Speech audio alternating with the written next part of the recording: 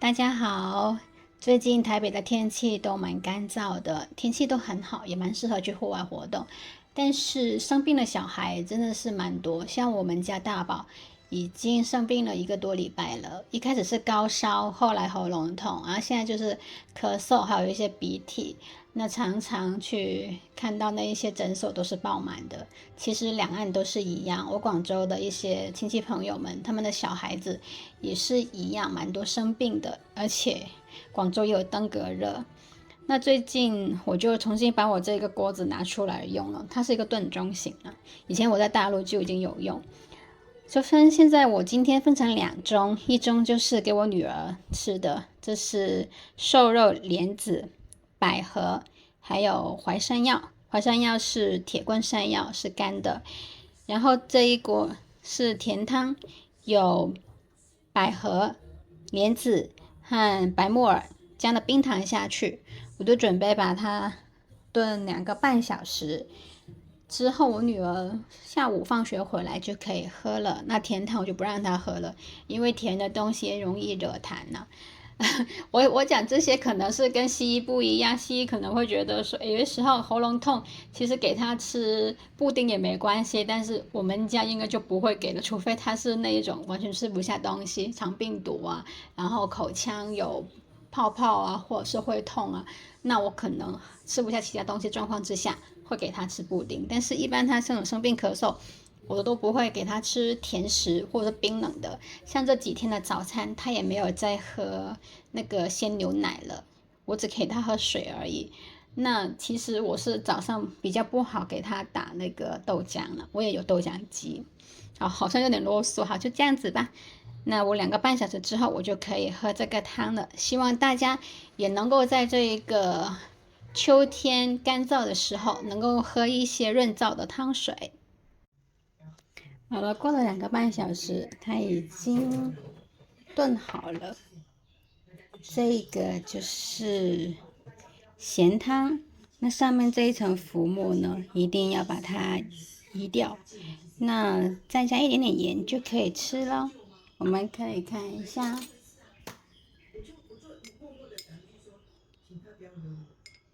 这个捞掉。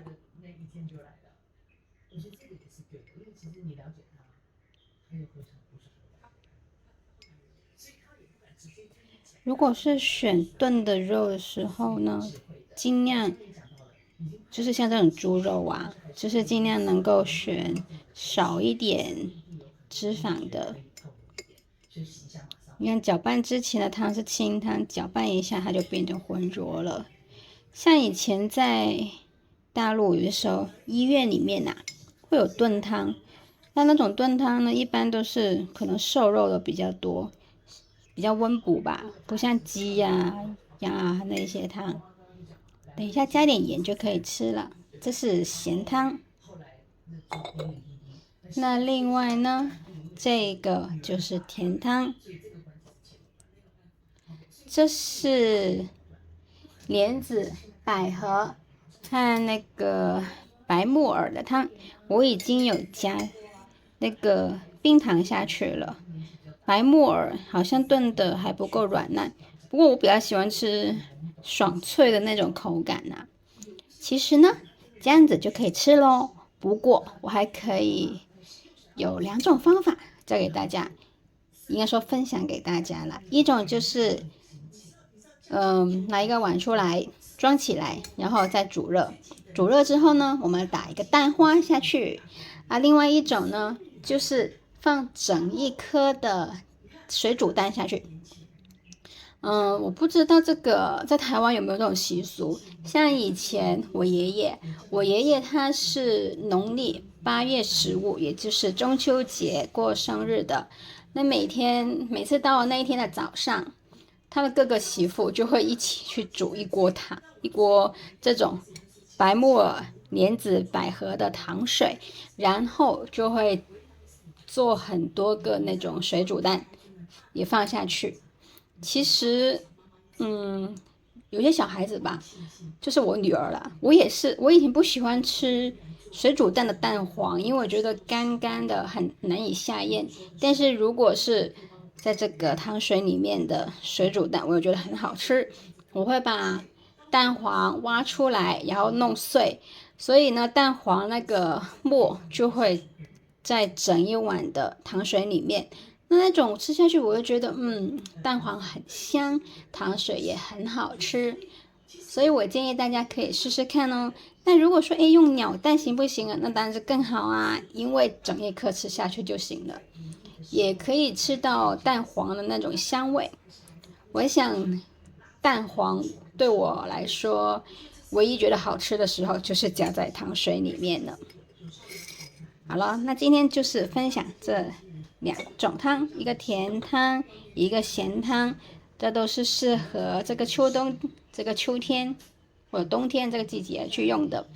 秋天就是说白色会入肺，对肺比较好，像白木耳呀，或者是百合啊、莲子呀、莲藕啊、雪梨呀，这些都是好物哦。谢谢大家。现在我另外有用一碗出来，这是加一个蛋花下去。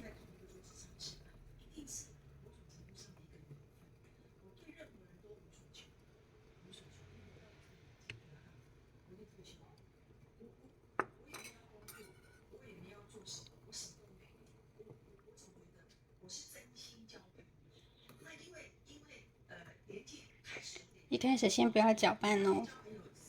我想起像武汉的他们的过早就会吃那个酒糟加蛋，是叫酒糟加蛋吗？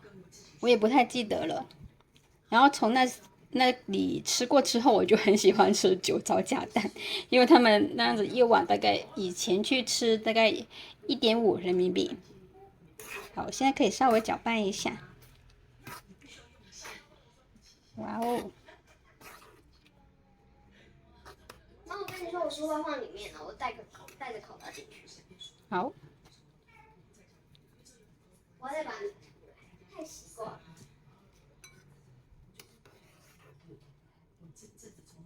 你看这个蛋花还是嫩嫩的，像武汉他们的那一种，就只是把蛋打到碗里面，然后呢，把那个热热的酒糟直接冲下去那一个汤就好了。